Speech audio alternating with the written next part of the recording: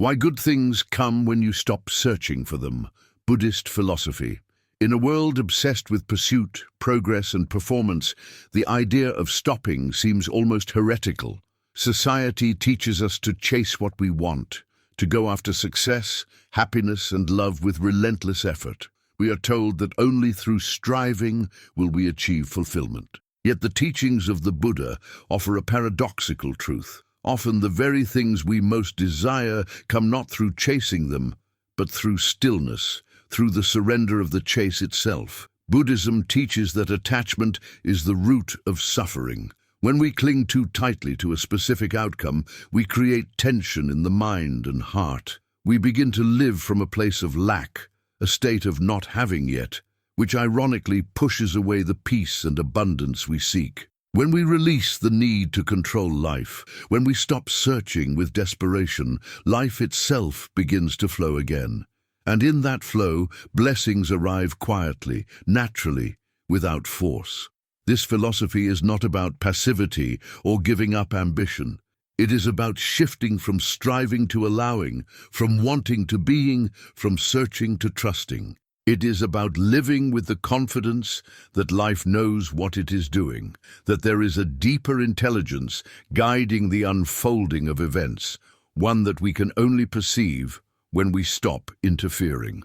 In the following chapters, we will explore 5 profound insights rooted in Buddhist philosophy that explain why good things come when you stop searching for them. Through each reflection, you will learn how to find peace in stillness, how to let go of the anxious need to make things happen, and how to allow the universe to reveal its gifts at the perfect moment. The law of non-attachment, freedom from the chains of desire.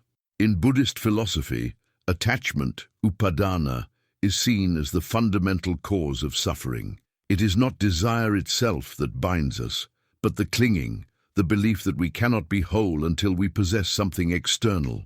The more we attach ourselves to an object, a person, or an idea, the more we create tension between what is and what should be. That tension is the root of our dissatisfaction. When we stop searching for good things, be it love, success, or happiness, we release the grip of attachment. The heart opens naturally, allowing experiences to flow through us instead of getting trapped in longing. Imagine a river. When the current is allowed to move freely, the water stays clear. But when we try to dam it, when we force it into a direction it does not want to go, it becomes stagnant. The same happens with our lives. The act of searching, when fueled by neediness, blocks the flow of life itself. Non-attachment does not mean indifference. It means engagement without dependency. The Buddha encouraged us to participate fully in life, but without clinging to results. He taught that true peace arises not from having everything we want, but from not needing to have it in order to be at peace. When we stop searching in desperation, we rediscover our inherent completeness, and ironically, this inner wholeness becomes the magnet for the very blessings we once chased. The person who is desperate for love radiates scarcity. The one who is content in solitude radiates peace, and that peace attracts others. The one who anxiously seeks success lives in resistance. The one who serves with calm purpose finds opportunities effortlessly appearing. This is the subtle magic of non-attachment. When we no longer demand that life fulfill our desires, we create space for it to do so naturally. Just as a flower does not rush its bloom, our lives unfold most beautifully when we allow rather than force. This principle can be seen in every layer of Buddhist thought, from meditation to mindfulness to the Eightfold Path. The mind that lets go of grasping becomes clear, aware, and open.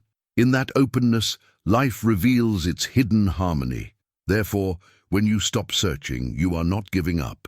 You are tuning in. You are aligning with the rhythm of existence, moving with it rather than against it. The irony of non-attachment is that by ceasing to seek, you finally find. So if you feel lost, desperate, or impatient with the unfolding of your journey, take this as your spiritual invitation. Release the chase. Sit quietly. Breathe deeply. Be here. The goodness you seek may already be on its way. It just needs you to stop blocking the door with your expectations. When you learn to live with open hands instead of clenched fists, you will realize that life has been trying to give you gifts all along. If you are enjoying this reflection, remember to subscribe to the channel for more Buddhist teachings and deep spiritual insights that guide your mind toward peace and clarity. The power of letting go, when control turns into trust. Letting go is one of the most misunderstood teachings in all of Buddhism. Many believe that to let go means to lose something, to give up on what we desire, to abandon our dreams, or to detach from the world emotionally. But in truth, letting go is not about losing. It is about gaining space, clarity, and peace. It is about releasing the illusion of control and allowing life to unfold in its natural rhythm. When you stop searching frantically for good things, you begin to experience the quiet strength of letting go, and in that stillness, life begins to surprise you in ways you never could have planned. The human mind is addicted to control. We have been conditioned since birth to believe that the more we plan, push, and strategize, the closer we will get to what we want. And while intention and effort have their place, they can easily turn into imprisonment when fueled by fear and attachment. Buddhism teaches that suffering begins when we try to control what cannot be controlled: the timing of life, the reactions of others, the unfolding of fate. When we cling to expectations, we create friction against reality itself, and this friction manifests as anxiety, disappointment, and exhaustion. Letting go, in contrast, is the art of trusting the unseen order of existence. It is a conscious decision to surrender your grip on the outcome and to allow things to evolve as they are meant to. The Buddha once compared life to a stream. The person who fights the current exhausts themselves, but the one who floats with it discovers that the current carries them exactly where they need to go.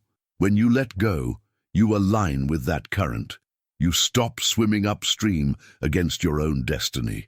In daily life, letting go means cultivating a deep inner trust that things will work out, even if you don't yet understand how. It means releasing the habit of needing to know every answer right now. Many people live in constant resistance, worrying about what's next, analyzing the past, trying to predict the future. They think this vigilance protects them, but it actually keeps them trapped in restlessness. The more you hold on, the tighter your suffering becomes. The more you relax, the more life begins to open its arms to you. Buddhist philosophy often speaks of the middle way, a path that avoids the extremes of indulgence and denial. Letting go is the middle way between control and chaos.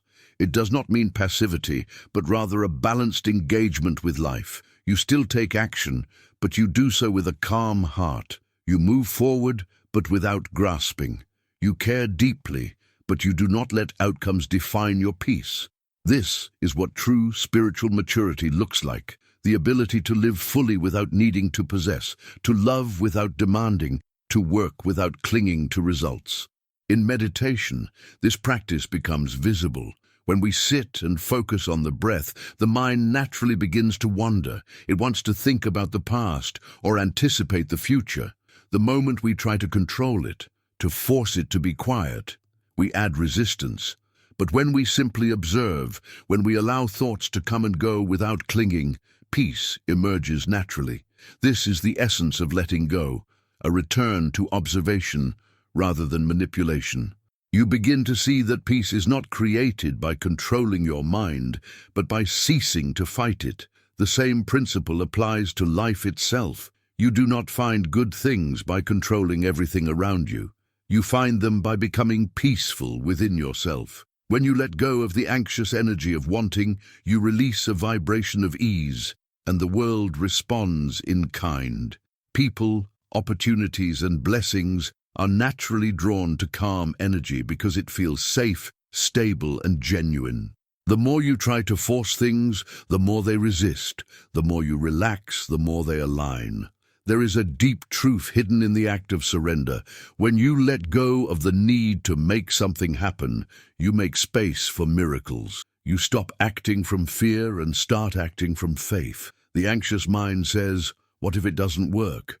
The peaceful heart says, "If it is meant for me, it will come." The first voice lives in scarcity. The second lives in abundance. The Buddha's teachings on impermanence remind us that everything in life is transient. People, emotions, circumstances. When we cling, we fight the natural flow of change. When we let go, we align ourselves with that truth and experience the beauty of transience rather than the pain of resistance. Letting go also reveals to us that much of what we seek is already here. Many chase happiness as though it is hidden in the future, yet happiness is the space between one breath and the next. It is the quiet awareness that arises when you are not resisting the present moment. When you stop searching for joy, you realize that joy was never lost. It was simply buried under layers of desire and expectation. The mind that constantly asks when and how cannot see what is. But the mind that releases control begins to notice the perfection of what already exists.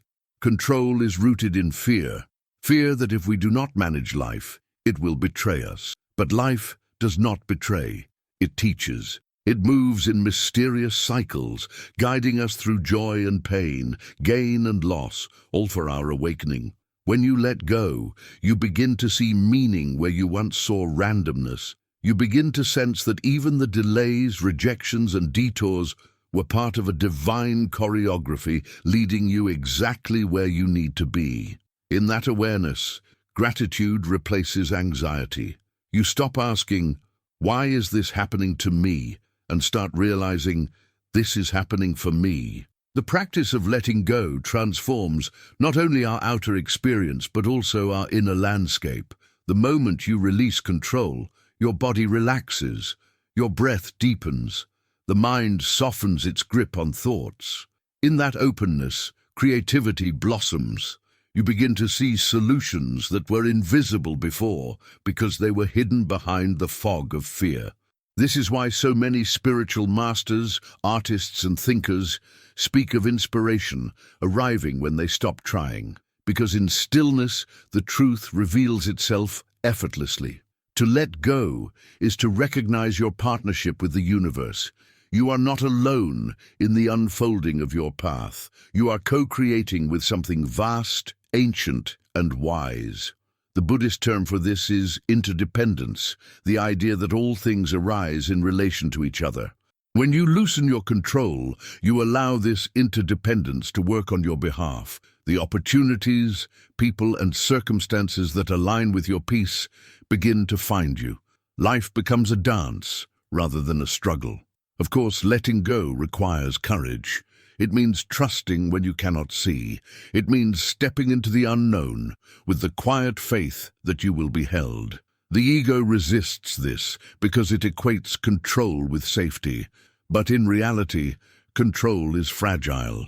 One unexpected change, one loss, and the illusion shatters. Letting go invites you into a deeper, more grounded form of safety, the kind that comes from knowing that no matter what happens, you can remain centered, peaceful, and awake. There will be moments when letting go feels like death, the death of an identity, a dream, or a story.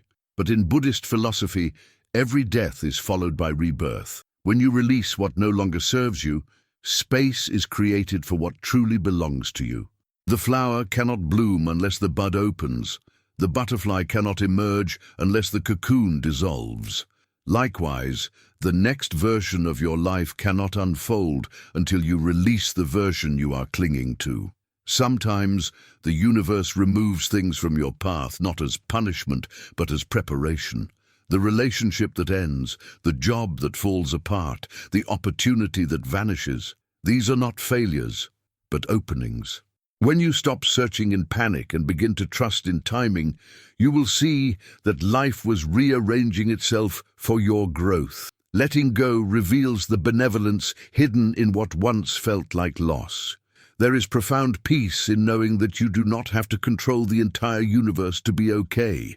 You do not have to chase what is meant for you. You simply have to align your inner world, your thoughts, emotions, and energy with calm awareness. When you do this, Life's outer circumstances begin to reflect that peace. It is as if the universe mirrors back the energy you embody. The one who lives in surrender experiences ease, not because everything is perfect, but because they no longer fight the imperfection. The practice of letting go extends beyond moments of crisis. It becomes a way of living. You start to release small attachments throughout your day. The need for others' approval, the obsession with productivity, the worry about outcomes.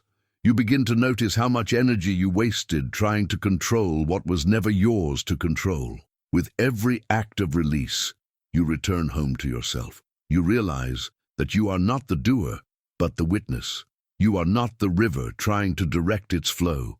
You are the awareness that watches it move. Buddhism calls this awareness, mindfulness, the ability to stay present with what is, without judgment or grasping. When mindfulness deepens, letting go becomes effortless. You stop forcing life into a shape that pleases the ego and start living from the heart's natural rhythm. You realize that everything that comes into your life has a reason, and everything that leaves has fulfilled its purpose. There is no need to chase or resist anymore. You simply allow. You become the sky, vast and unchanging, while thoughts and experiences pass like clouds. When you let go completely, good things come. Not because you have earned them, but because you have become receptive. The soil does not beg the rain to fall. It simply opens to receive it. Likewise, when your heart opens in trust, blessings find their way to you. Love appears, not because you were desperate for it, but because your calm energy invited it. Opportunities arrive, not because you forced them, but because your surrender aligned you with the right path. This is the quiet power of letting go. You stop chasing, and life starts giving. In time, you come to understand that letting go is not an event, but a continuous practice. You will have to release again and again expectations, fears, attachments, until your trust in life becomes unshakable. There will still be moments of anxiety or impatience, but you will learn to meet them with awareness instead of resistance. You will watch them come and go like waves on the surface of a vast ocean that remains calm beneath. That ocean is your true nature, pure awareness, untouched by the storms of desire. When you rest in that awareness, the need to search fades away. You realize that the good things you wanted were never separate from you. They were reflections of your own inner state. As you cultivate peace, you begin to attract peaceful experiences. As you embody love, you begin to draw loving people. As you release control, you find yourself guided effortlessly toward what aligns with your soul. Life begins to feel less like a struggle and more like a sacred unfolding. This is the secret that the Buddha understood so deeply, that the path to liberation is not about accumulating more, but about releasing what blocks the natural joy within. The mind that lets go becomes light, and that light attracts the good without even trying. When you stop searching, you are no longer declaring to the universe that something is missing. You are affirming that everything is already here. From that fullness, life begins to mirror abundance. So the next time you feel anxious about what is coming or desperate to make something happen, remember, letting go is not failure. It is wisdom. It is the highest form of faith. It is the choice to rest in the truth that life is unfolding exactly as it should. Sit with that thought. Breathe it in. Feel how your body relaxes when you release the illusion of control. That relaxation is the beginning of true peace. And in that peace, all that you've been seeking begins to find you. If these words resonate with your heart, take a moment to subscribe to the channel. Each week, we share teachings that guide you toward inner calm, awareness, and freedom from suffering, helping you walk the Buddhist path of trust, surrender, and peace, the stillness within.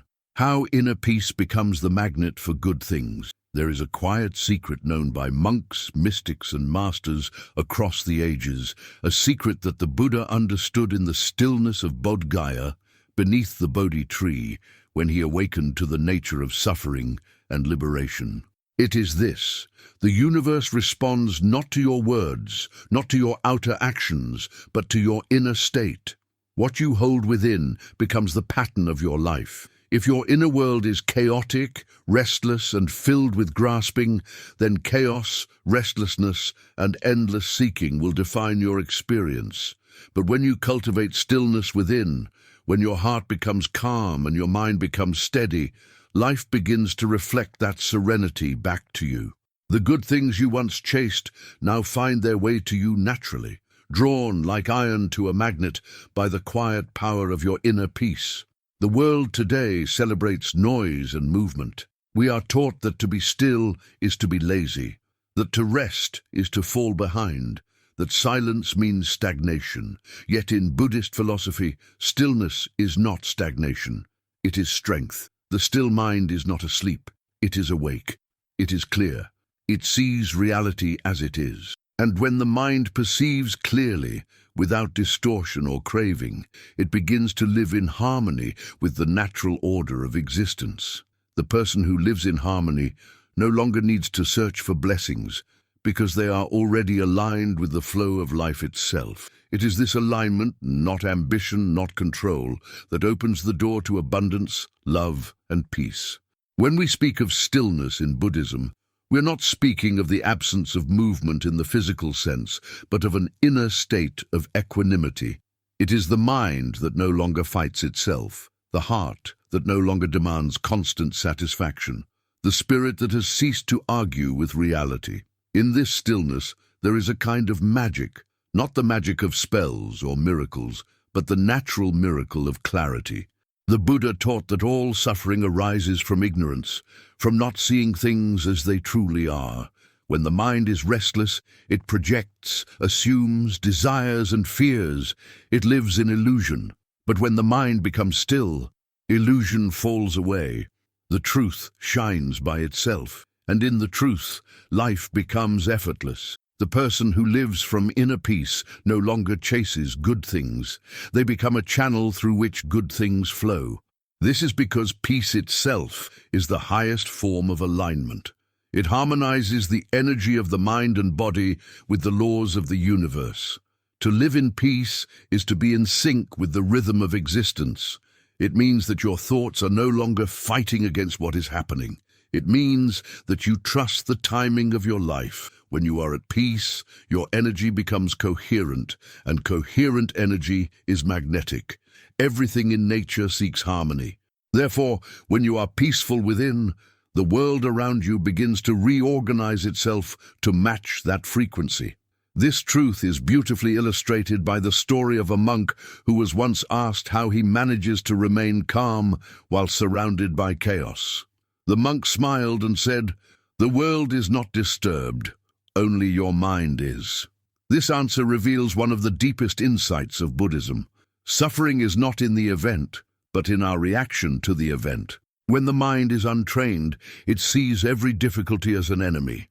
When the mind is still, it sees difficulties as teachers. The difference between pain and peace is not the absence of problems, but the presence of awareness. And this awareness is cultivated through stillness. Stillness is not something you achieve through force. It is something you allow. The more you try to silence your mind, the louder it becomes. The more you try to stop your thoughts, the more persistent they grow. True stillness arises when you stop trying, when you sit, breathe, and simply observe. Without judgment, without grasping, you begin to taste the peace that has always been there beneath the noise. That peace is not something new. It is your natural state. It is the ground beneath all the movement of life. The Buddha called it the unconditioned, the space of pure awareness that is untouched by circumstance. When you rest in that space, you realize that you do not need to search for good things, because goodness itself arises from the stillness within you. This inner stillness is like the surface of a calm lake. When the water is agitated, it cannot reflect the sky clearly. But when the water is still, the entire universe is mirrored perfectly upon its surface. The same is true for your mind. When your thoughts are restless and anxious, you cannot see the beauty of the present moment. You cannot perceive opportunities or blessings because the reflection is distorted by fear and desire. But when your mind is still, life reveals its perfection. You begin to notice subtle synchronicities, moments of grace, doors opening without effort. The more still you become, the more you realize that life was never against you. It was only waiting for you to stop resisting. To cultivate stillness, you must first become aware of how noisy your inner world has become. Modern life constantly stimulates the senses. Our phones buzz, our minds race, and our attention is scattered in 1,000 directions. We are rarely truly present. The Buddhist path begins with mindfulness, the simple practice of returning to the present moment again and again until the mind learns to rest. You start to notice the breath, the sensations in your body, the sounds around you. At first it feels difficult because the mind is accustomed to chasing stimulation. But with patience, awareness deepens. You begin to experience moments of quiet between thoughts, and in those moments peace arises. Peace does not come from removing problems, it comes from realizing that problems are transient. Everything you experience, joy, pain, confusion, clarity, arises and passes away. The Buddha compared life to a flickering candle flame, constantly changing, never the same from one moment to the next. When you understand this deeply, you stop clinging. You stop expecting life to be permanent or predictable. And in that acceptance, stillness blossoms. The person who accepts change without fear becomes unshakable. They are no longer disturbed by gain or loss, praise or blame, success or failure. They remain at the center of the storm, untouched. The great paradox is that from this stillness, action becomes more powerful. When your mind is calm, your decisions are clearer. You are no longer reacting out of fear or impulse. You act from wisdom, from intuition, from alignment. And because your actions come from clarity, their impact is greater. You achieve more by doing less. This is what the Taoists call Wu Wei, effortless action. And it harmonizes perfectly with Buddhist wisdom. The person who acts from stillness does not waste energy fighting life. They move with it. And because they move with life, life supports them in return. Stillness also deepens your ability to connect with others. When you are at peace, your presence itself becomes healing. People feel safe around you because your energy carries no demand, no judgment, no expectation. You listen deeply without trying to fix or control. This kind of presence is rare in the world, and it is magnetic. Those who embody stillness become beacons of light in a restless world. Others are drawn to them not because of what they say or do, but because of who they are.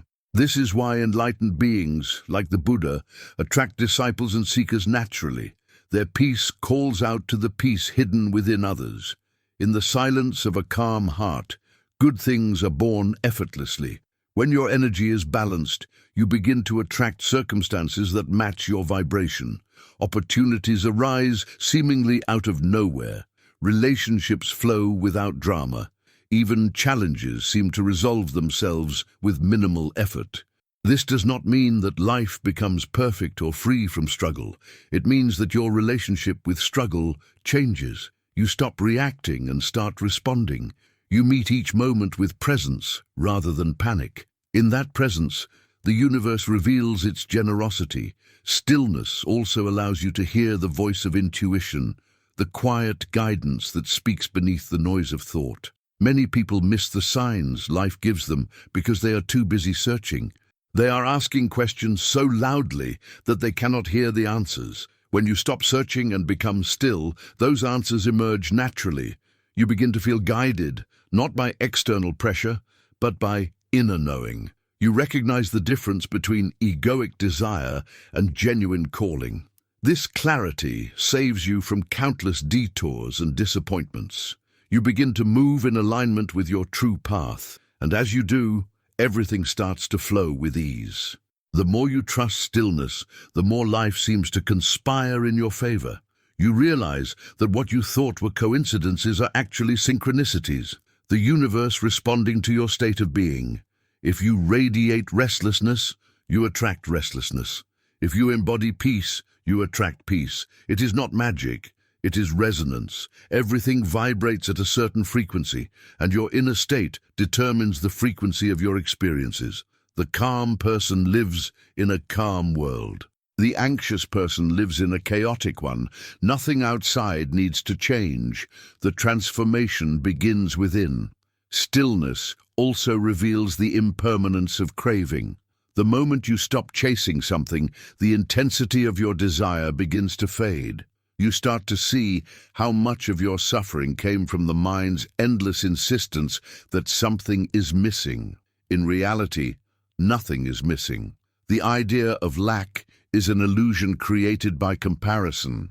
The mind looks outward, measures itself against others, and concludes that it is incomplete. But in the stillness of awareness, you see that everything you need already exists in this moment. The air you breathe, the ground beneath your feet, the beating of your heart, these are miracles that you once took for granted. Gratitude arises naturally when the noise of wanting fades.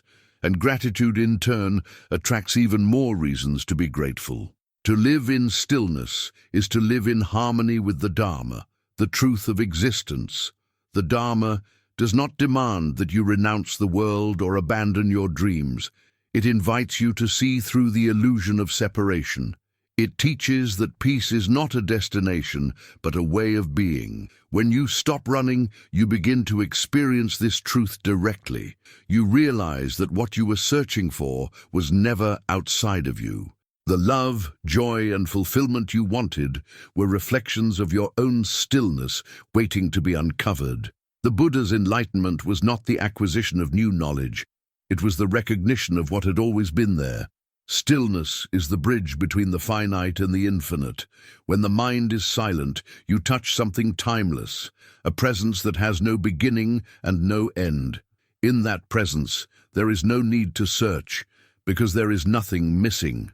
You are whole. Life is whole. Everything that arises is part of the great dance of impermanence, and you are both the dancer and the witness. This understanding transforms every aspect of your life. You begin to move through the world with grace, even in hardship. You stop demanding that life be easy and instead choose to meet it with peace.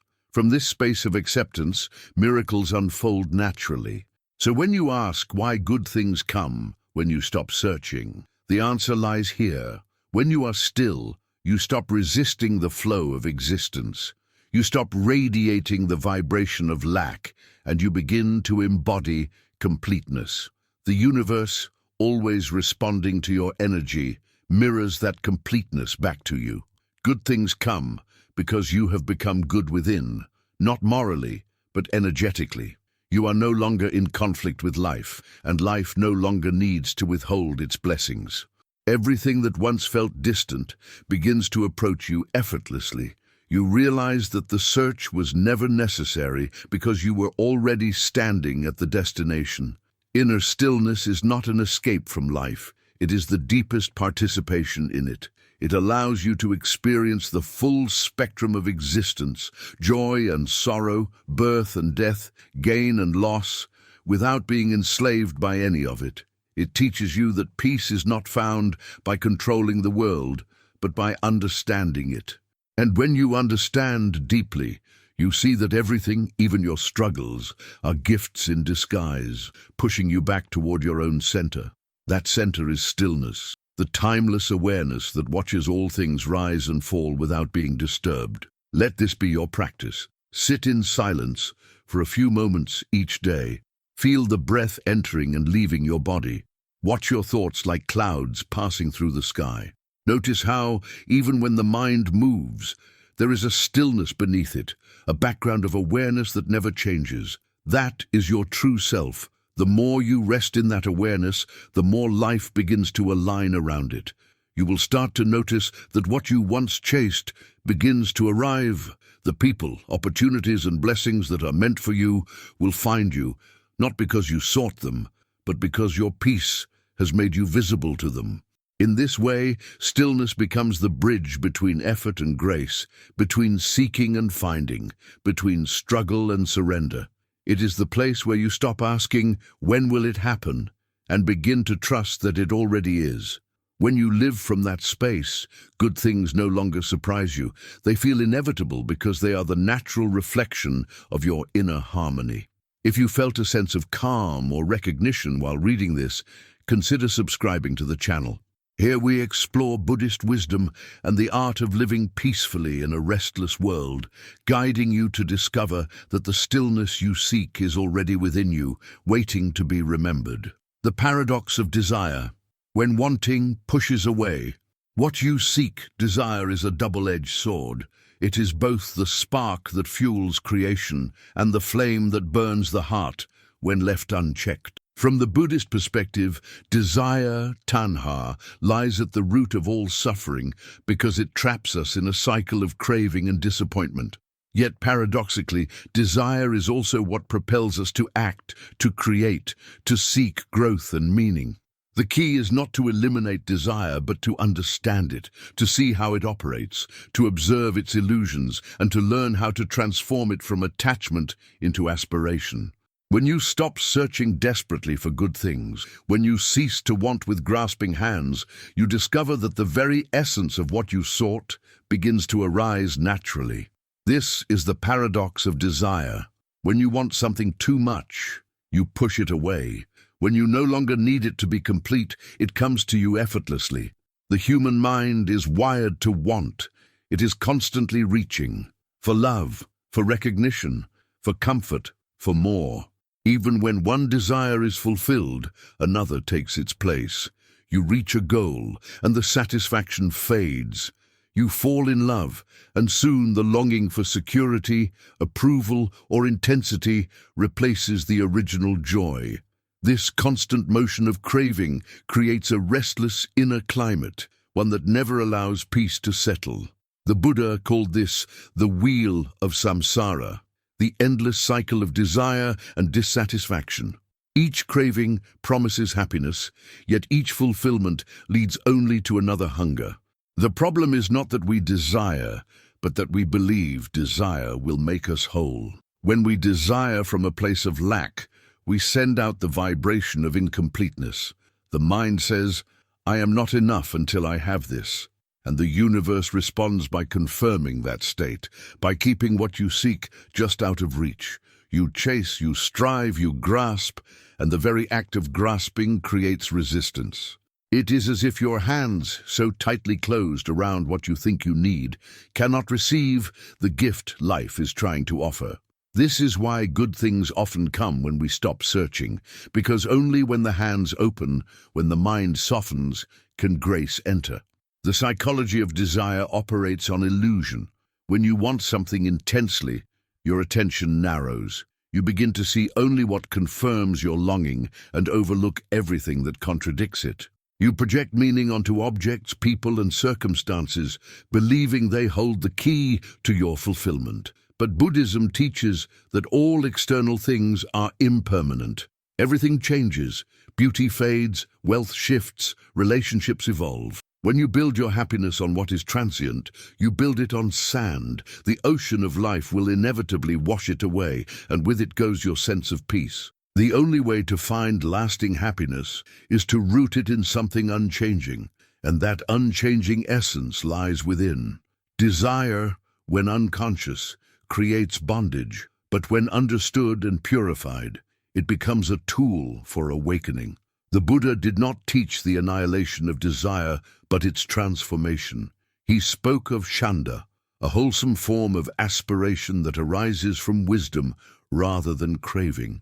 While tanha says, "I want this because I am empty," chanda says, "I am complete, and from my completeness I wish to grow."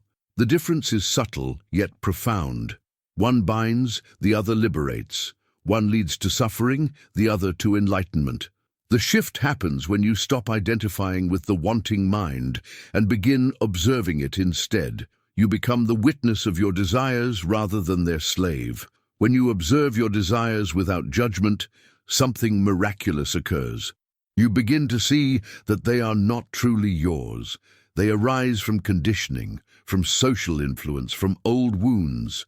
You wanted love not because it is wrong to love, but because you associated love with validation.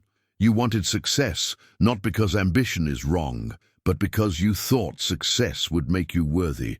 When you look deeply into the roots of desire, you discover that behind every craving lies the same wish: to be whole, to be at peace, to return home to yourself. The tragedy is that we search for that home outside when it has always been within.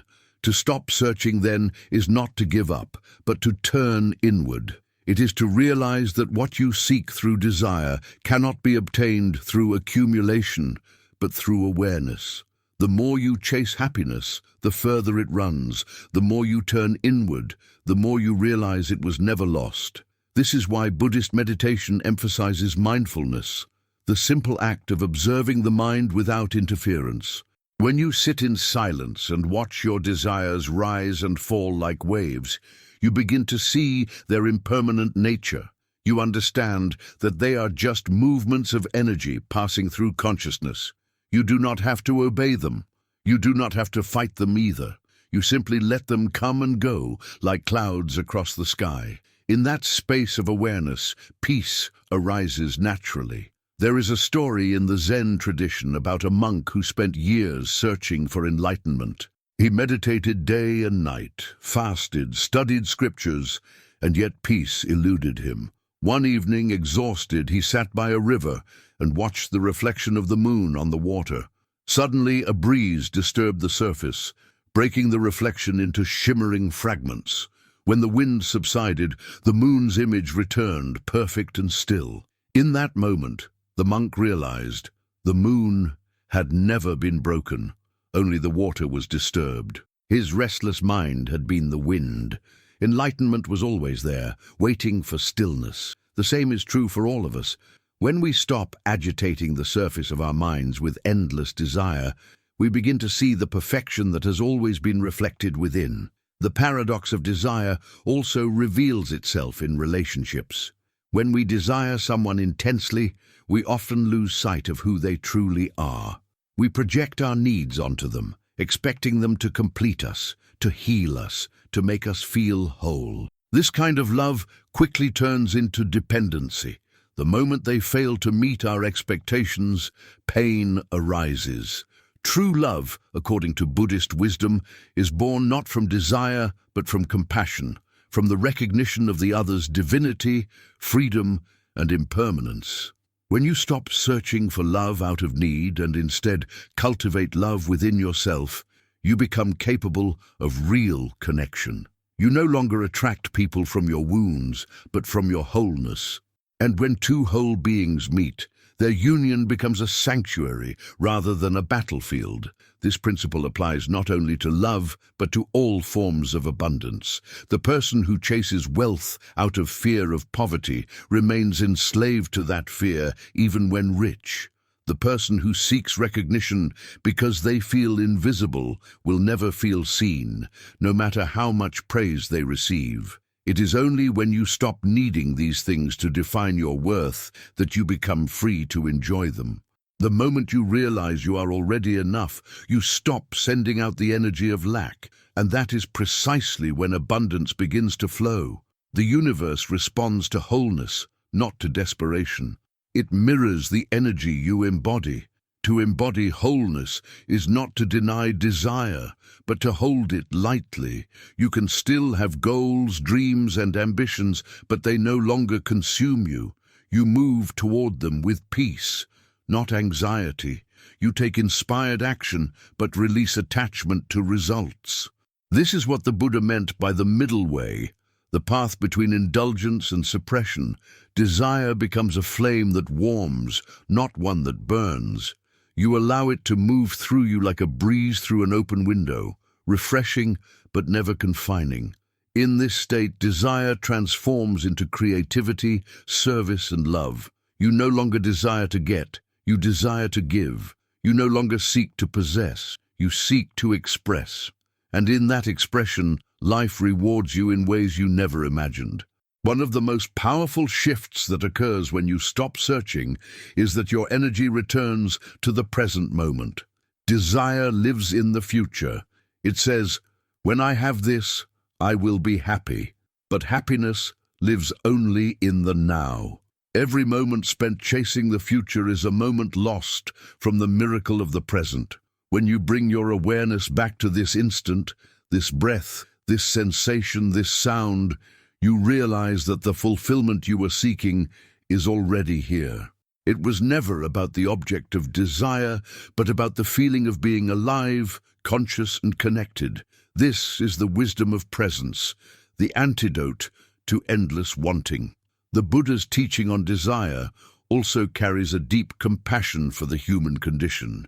He understood that wanting arises naturally, that to be human is to long for something. But he also saw that when longing is combined with ignorance, it leads to suffering. When combined with awareness, it becomes devotion. The same energy that causes attachment can, when purified, lead to enlightenment. The question is not whether you have desires, but whether your desires have you.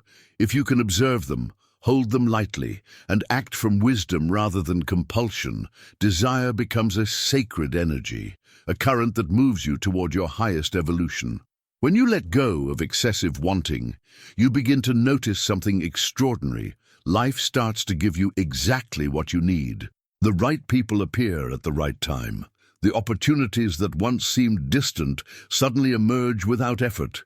This is not coincidence, it is alignment. When you are no longer broadcasting the vibration of lack, you become receptive to abundance. Your energy stops pushing away and starts attracting. The paradox resolves itself. By releasing desire, you fulfill it. This state of alignment does not mean you stop caring or stop dreaming. It means your dreams no longer own you. You work toward them, but you are at peace even if they have not yet manifested. You have faith that if they are meant for you, they will arrive. This faith is not blind optimism, but a deep understanding of impermanence and interdependence, that all things arise at the right time when conditions are ripe. Just as a flower blooms only when the season is right, your desires manifest when your inner climate matches their vibration. Forcing them only delays the natural rhythm of unfolding. The paradox of desire teaches you to shift your focus from getting to becoming. Instead of asking, "How can I get what I want?" you begin to ask, "How can I become the kind of person for whom this desire is natural?" This question transforms your entire path. You no longer seek external rewards. You cultivate internal harmony. You no longer chase love. You become love. You no longer pursue peace. You embody peace.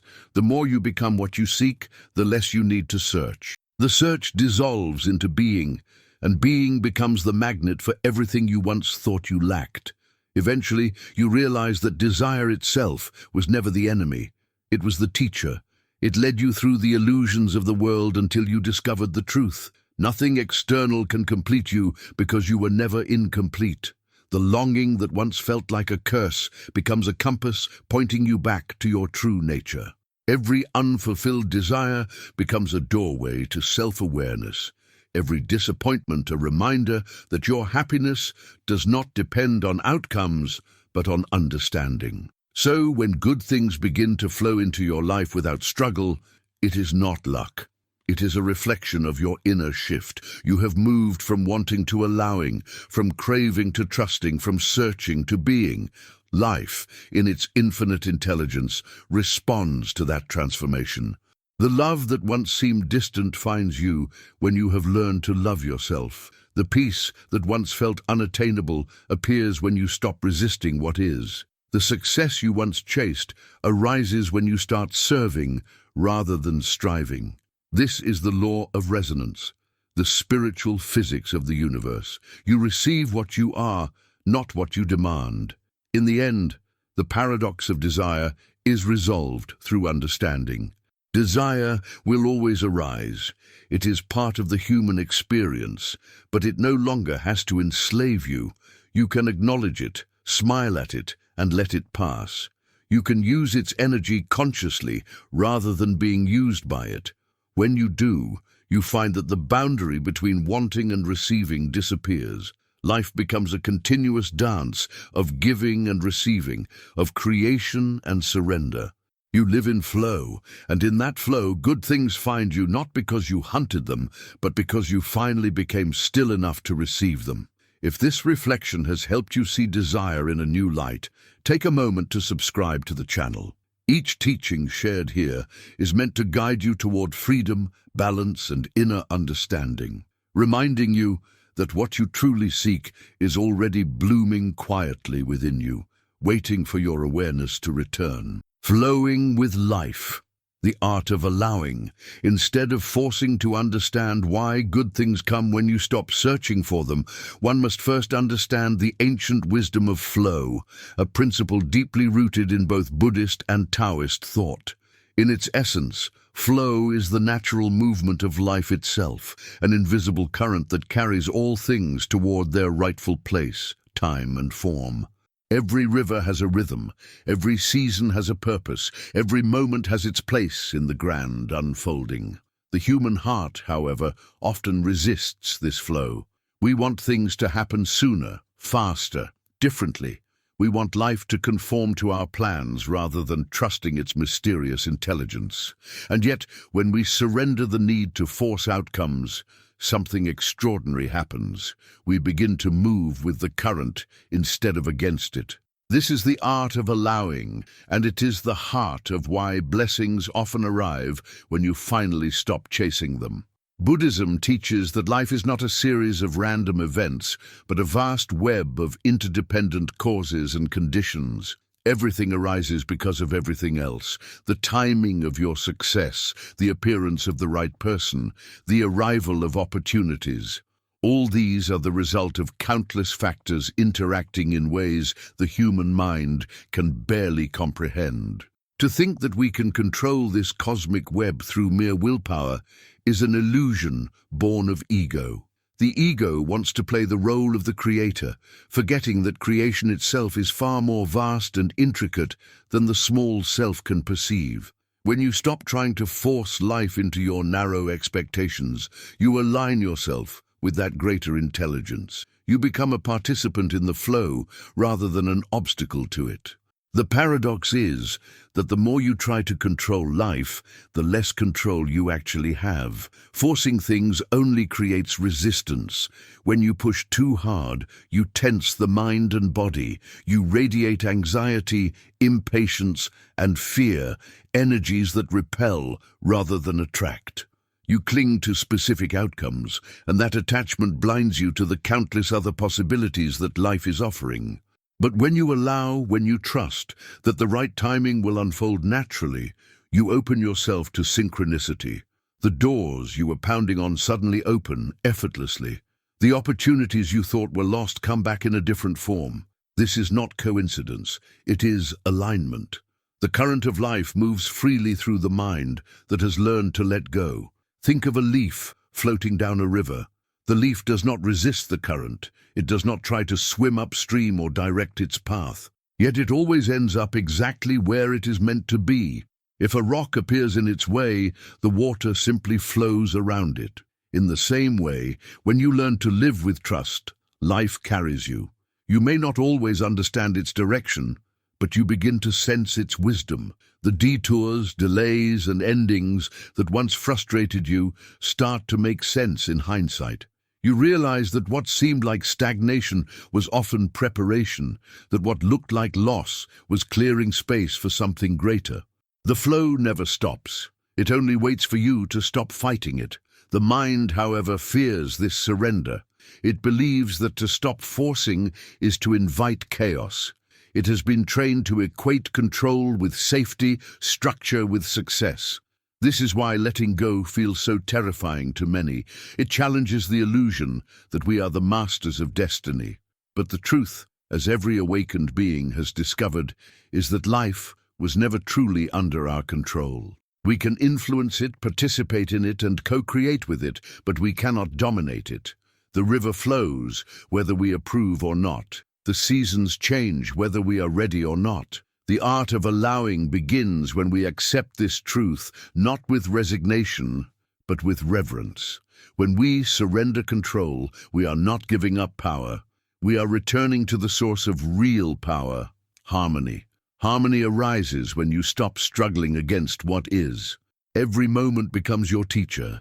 Every experience becomes sacred. You begin to see that life is not something happening to you, but through you. You stop labeling events as good or bad and start perceiving them as movements of energy within a larger whole. The rain that ruins your plans nourishes the soil. The failure that humbles your ego awakens your compassion.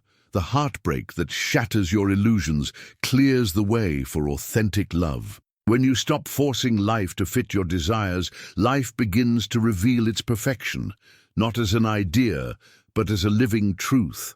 Allowing does not mean passivity.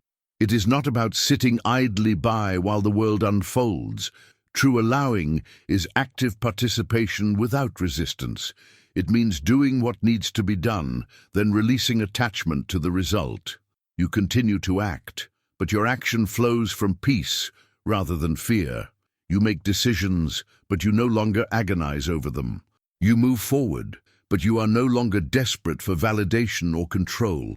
This balance of effort and surrender, intention and trust, is the secret rhythm of those who live in flow. The Buddha described it as the middle path, avoiding both the rigidity of control and the chaos of indifference. When you live in flow, life starts to feel effortless, not because challenges disappear, but because your inner resistance does. You stop wasting energy fighting reality. You begin to listen more, to observe more deeply. You start noticing subtle signs, the gentle nudges of intuition, the whispers of timing, the coincidences that are not coincidences at all. This awareness becomes your compass. You realize that life is always communicating with you, always guiding you, but you can only hear its language in stillness. When the mind is loud with plans, demands, and fears, the quiet wisdom of existence cannot be heard.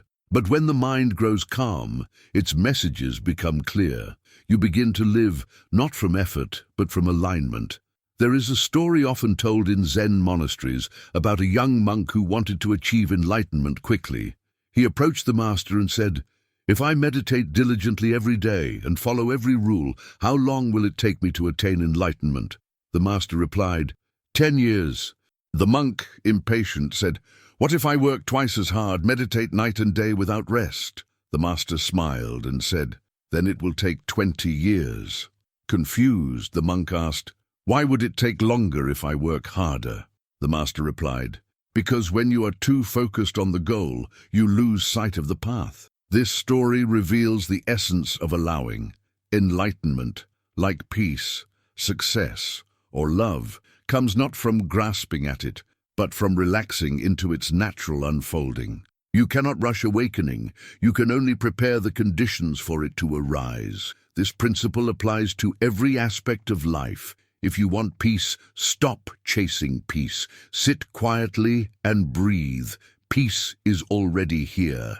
If you want love, stop demanding it from others. Open your heart, and love will flow naturally through you. If you want success, stop obsessing over outcomes. Pour your energy into what you love, and success will grow from that joy.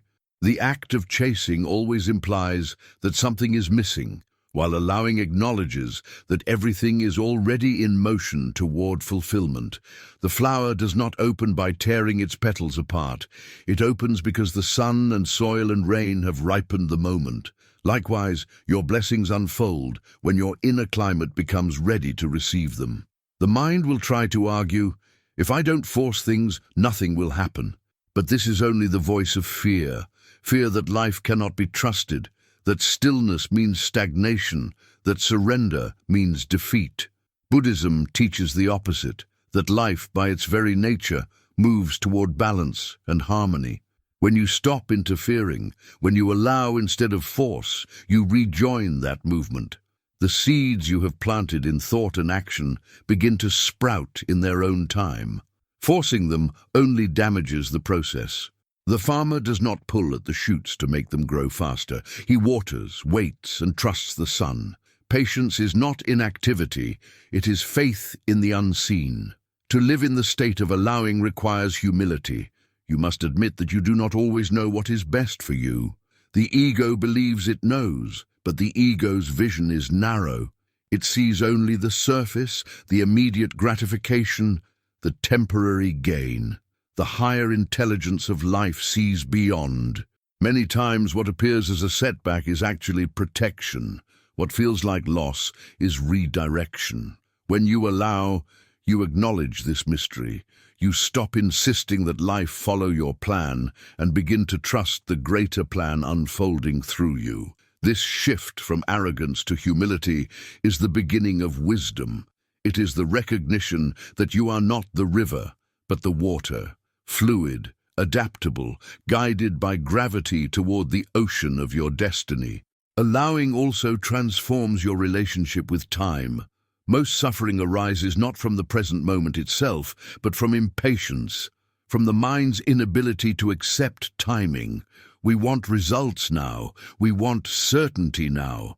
But the present is not a place of completion, it is a place of becoming. Everything is in motion. When you stop forcing and start allowing, you make peace with time. You realize that delays are not denials, that slow progress is still progress. You learn to appreciate each step rather than rushing to the destination. Ironically, when you stop rushing, progress accelerates because energy moves freely when it is not entangled in resistance. Buddhist meditation teaches this lesson experientially. In meditation, you cannot force calmness. The harder you try to be still, the more agitated you become.